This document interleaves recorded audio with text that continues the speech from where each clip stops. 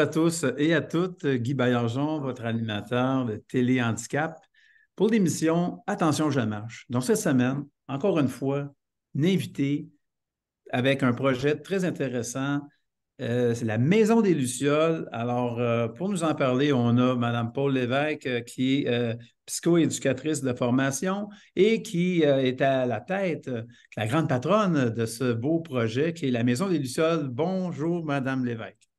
Bonjour, bonjour, merci beaucoup de nous recevoir aujourd'hui. C'est très bien. Vous permettez que je vous appelle par votre prénom? Oui, oui, bien sûr. Super, ben c'est bon ça.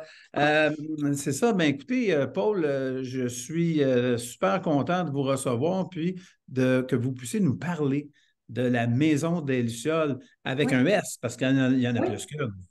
il y en a deux. Anciennement, on s'appelait la Maison des Petites Lucioles. On a changé notre image de marque dernièrement pour Maison au pluriel des Lucioles parce qu'effectivement, on a deux maisons. Puis l'ancien nom faisait référence un peu à notre passé, notre historique qui était un peu plus dans l'univers des CPE, donc on pourra peut-être en reparler. Mais fait qu'on on trouvait que le nom avait mal vieilli par rapport à l'angle où on voulait amener l'organisme dans les prochaines années. Donc, on a fait le choix là, de changer le nom, de le modifier, mais de garder quand même là, son essence. Bon, ben c'est bien. Puis vous, ben, votre formation, c'est psychoéducatrice. Oui, effectivement. Donc, Effectivement. vous avez plusieurs années d'expérience, au moins, je pense, une quinzaine d'années d'expérience. Oui, Pas 15 fois un an, mais un vrai 15 ans d'expérience terrain. Vous oui, oui, avez fait effectivement. à Mais j'ai beaucoup toujours de. gravité dans l'univers communautaire, là, parce que mon cœur est vraiment dans cette approche-là du communautaire. Mais oui, effectivement, de formation, je suis psychoéducatrice, oui. Puis c'est ça, je voyais que vous avez été coordonnatrice des répits et du camp d'été spécialisé à l'Aura des Merveilles. Oui, effectivement. L'Aura des Merveilles, ça existe encore. Oui, oui, oui, bien sûr. Toujours, c'est toujours en action. Et puis, Mhm. vous avez, après ça, vous avez occupé d'autres fonctions chez Laura Les Oui, Merveilles. oui. En fait, vous avez été conseillère pour le démarrage des services pour les jeunes adultes handicapés âgés de Oui, plus de 21 ans. C'est une clientèle, des fois, exact. qui est un peu beaucoup négligée. Ouais, des gros trous de service là, Oui. avec cette clientèle-là. Puis même nous ici, là, c'est une préoccupation qu'on a dans notre quotidien aussi là, d'offrir des options finalement aux parents là, qui arrivent Oui. à cette étape-là dans la vie de leur enfant, là, définitivement. Euh, Exactement. Ben, bravo. Puis après ça, hop, vous avez passé chez Autisme Québec. Ouais, j'ai le cœur balance entre les deux, entre le polyhandicap et l'autisme. Et puis finalement, ici, à l'organisme Maison des Lucioles, ben, on touche un peu à tout, là, finalement. C'est ça. Ouais. Fait que c'est Donc, ça, c'est le meilleur des deux mondes, finalement. vous êtes sur votre X. Ouais, exact. C'est ça. Ouais. Puis, ben, là, depuis les années passent vite déjà, depuis 2020, vous êtes la directrice générale de la Maison des Lucioles Ouais, qui accueille les jeunes de zéro, si on peut dire, à 21 ans et ouais, qui présentent effectivement. des polyhandicaps, des handicaps multiples. Exactement. Des handicaps multiples, donc une combinaison de plusieurs handicaps. Donc, automatiquement, un handicap, une déficience intellectuelle, mais couplé à un autre diagnostic qui peut être une déficience physique, de la paralysie cérébrale, par exemple. Donc, des jeunes qui vont se déplacer en fauteuil roulant, qui vont avoir le besoin d'aide au niveau de leur routine, tout ça. Ça peut être aussi de l'autisme. Oui. Euh, Beaucoup de nos jeunes ont des problématiques, par exemple, avec l'épilepsie ou avec par exemple, le besoin d'assistance pour de l'alimentation par gavage. Voilà. Donc, c'est pour ça qu'on utilise le terme le multi-handicap. D'accord. Est-ce Mm. que, je me permets une question, les, la clientèle, des maisons des Lucioles, est-ce qu'ils habitent sur place? En Est-ce fait, qu'il y c'est en a qui sont qu'on... résidents ou si Ouais, c'est de jour? ouais. Dans le fond, c'est qu'on est on est une bébête un peu spéciale là, dans la région de Québec. Il y a personne qui nous ressemble là, dans la région de Québec. C'est qu'on a comme une double mission, en D'accord. fait. Donc, c'est en lien beaucoup avec l'historique, puis comment l'organisme est venu aussi, est apparu dans le portrait, là. Oui. En fait, c'est que nous, À la base, c'est Madame Lucie Bergeron qui a fondé l'organisme. Lucie, elle a gravité beaucoup dans l'univers des CPE, puis elle a travaillé avec des cégeps pour faire de la formation, pour aller former les gens dans les communautés des Premières Nations. Puis elle a fondé aussi au-dessus de 75 CPE. Et donc, en allant dans ces nombreuses visites qu'elle allait faire dans le Nord, elle s'est rendue compte qu'il y avait un manque criant là, de besoin de formation, mais aussi pour les jeunes qui avaient des handicaps un peu plus lourds dans le Nord, qui avaient besoin de services. Donc, soit des services scolaires, des services médicaux spécialisés de pointe, tout ça. Fait qu'elle, elle s'est dit, ben, si on ouvrait une maison à Québec, ben, les jeunes, les communautés du Nord, les gens des Premières Nations pourraient, les parents pourraient faire le choix d'envoyer leurs enfants au Sud, comme ils disent. C'est pas super exotique, là, mais pour eux, on est leur Sud. On est au sud, oui. Donc, ils font le choix d'envoyer leurs enfants au Sud pour que les jeunes bénéficient de tous les services de la capitale nationale.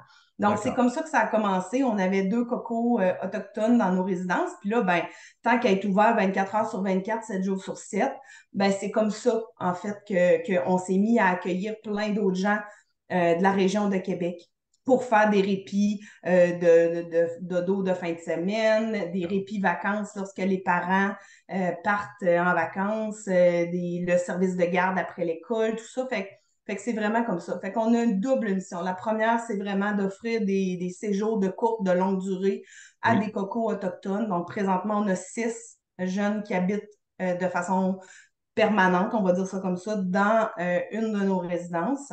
d'accord. Donc, on devient un peu leurs parents de substitution, là, mais Oui, on exact. a des très bons contacts avec les parents qui les reprennent, par exemple, lorsqu'il y a des congés scolaires, qui viennent les visiter aussi super souvent, qui les reprennent à Noël, bon, tout ça. Puis c'est des parents très, très impliqués là, dans la vie de leur enfant. Et D'accord. puis, parallèlement à ça, ben, nous aussi, là, on offre des services à des jeunes, à environ 110 familles de la région de Québec aussi, pour Hmm. des services de répit dodo de fin de semaine, des services de répit de jour aussi de fin de semaine, le service de garde après l'école, des camps d'été spécialisés, les journées pédagogiques. Et là, ben, bientôt, on va ajouter une autre corde à notre arc qui serait pour des projets, là, un projet pour les jeunes de plus de 21 ans. Mais c'est ça, c'est qu'on a comme, on joue sur 2 tableaux en même temps. Tu sais, c'est ça qui fait notre particularité, c'est qu'on a comme une double mission finalement. Mm. Ben, d'ailleurs, ben, c'est sûrement aussi ce qui fait votre caractère unique et aussi sûrement votre succès.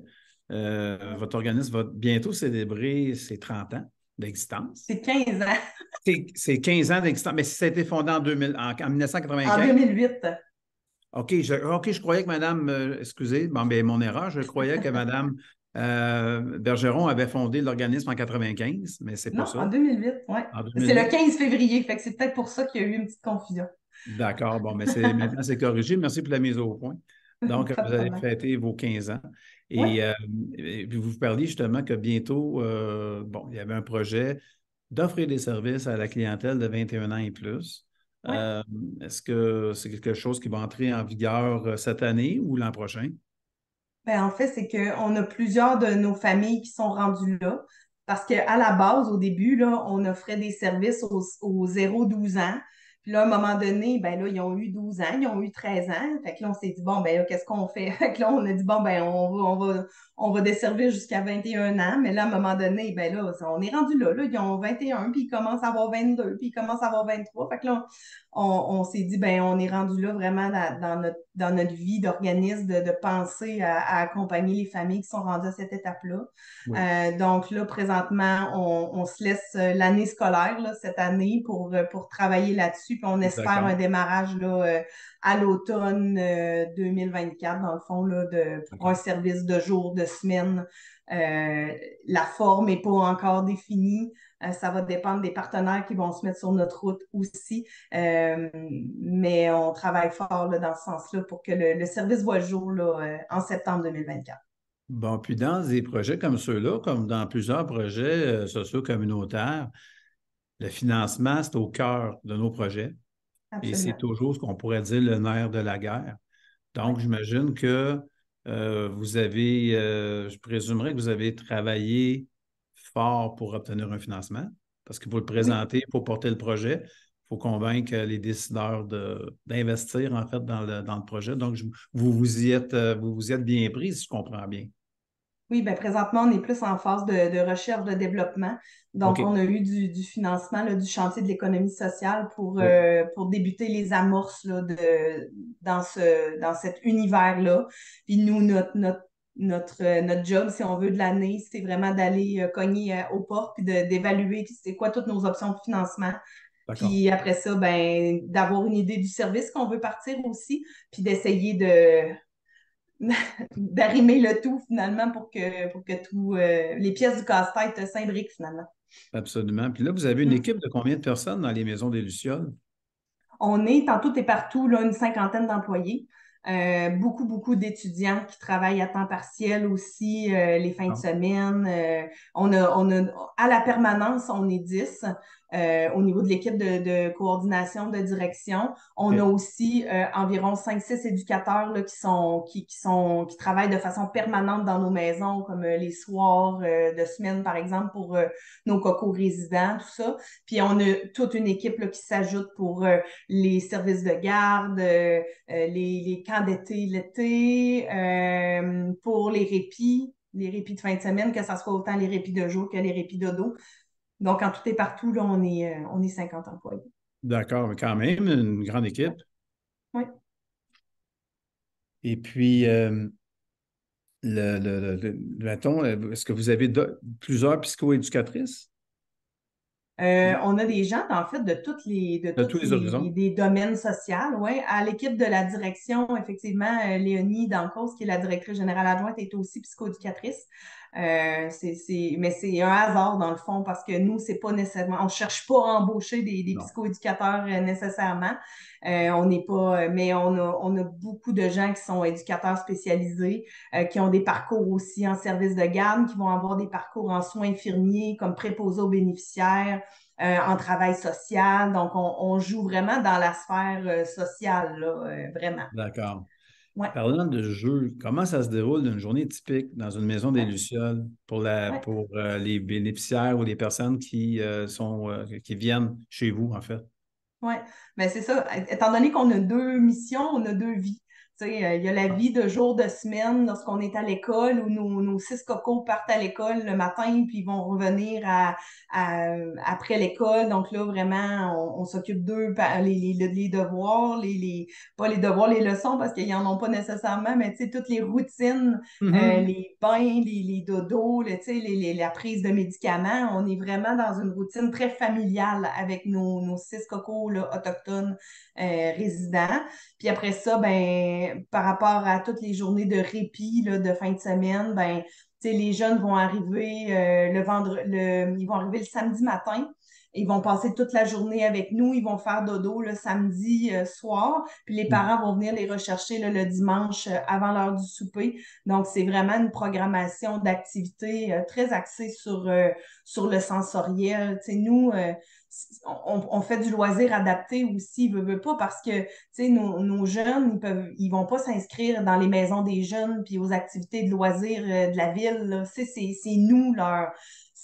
Oui, on est du répit pour les parents, mais c'est pas parce qu'on est en répit qu'on regarde le mur puis que c'est plate, là. Tu sais, on en profite pour faire du loisir adapté puis vraiment leur faire bénéficier d'une programmation la plus vivante et la plus diversifiée possible avec des activités de cuisine, des activités sportives, de la marche, de la piscine. Tu sais, on s'arrête pas finalement au handicap, là. Tu sais, on y somme toutes. Si c'est un camp d'été, ben, on ressemble à n'importe quel camp d'été finalement avec des sorties, avec de l'animation, des visites à l'aquarium. Tu sais, je veux dire, il n'y a pas Oui, beaucoup de limites finalement là, dans notre programmation par rapport au handicap là, de nos participants. Là.